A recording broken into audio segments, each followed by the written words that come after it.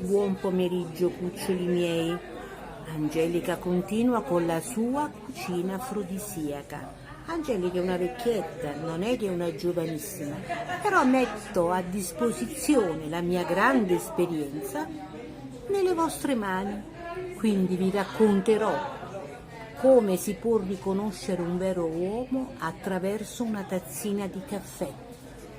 E poi vi parlerò dei morsi di caffè, che non sono altro che dei chicchi di caffè tuffati nel cioccolato, e del mio tiramisù afrodisiaco.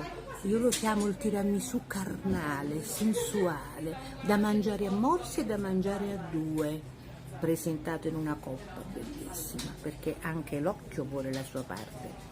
Il tiramisù, che sembra una ricetta molto semplice, alla fine è semplice, ma ognuno lo fa a modo suo. Infatti io lo preparo con la panna, perché i tuorli mi sanno un po' di moscio, mentre la panna, montata bene, è bella tosta tosta, soda soda, quindi anche il tiramisù si manterrà bello bello, tosto tosto.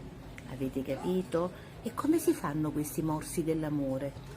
Si mette il cioccolato a fondere a bagnomaria, si annegano i chicchi di caffè, si tirano su con le pinzette, li mettiamo su una bellissima carta forno, surgelatore, e ci prepariamo dei cioccolatini da un potere così afrodisiaco che voi neanche potete immaginare, e li mettiamo sul comodino. Questo è il mio rito che faccio ogni sera con mio marito.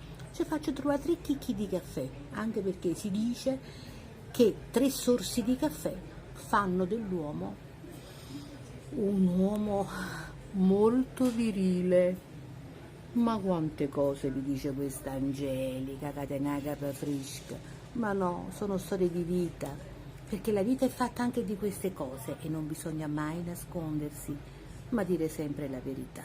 E ricordatevi che l'uomo e corna, le amanti, gli amanti fanno parte di questa vita qua, non ci nascondiamo, perché la giostra è uguale per tutti. Diffidate da chi dice io non ho fatto mai nulla, non è data retta, che l'hanno fatto giù i lati.